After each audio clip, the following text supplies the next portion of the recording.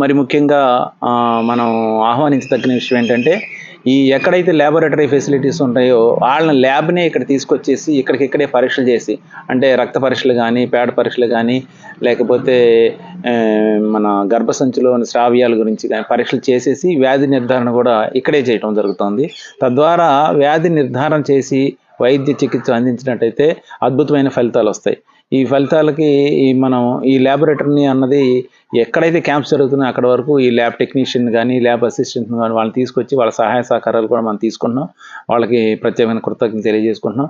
తద్వారా ఏందంటే రైతుకి యాక్యురేట్‌గా ఏం జబ్బున్నది, మనం ఏం వైద్యం చేయాలన్నది ఈ డయాగ్నోసిస్ ప్రాసెస్‌లోనే తెలుస్తది కాబట్టి, తక్కువ ఖర్చుతోటి ఈ జబ్బులనేవి తగ్గడానికి చాలా వరకు అవకాశాలుంటాయి కాబట్టి, ట్రెడిషనల్ ట్రీట్మెంట్ ఆపేసి మనం యాక్యురేట్ ట్రీట్మెంట్‌కి ఈ డయాగ్నోసిస్ పద్ధతులను పాటించాలి మనం.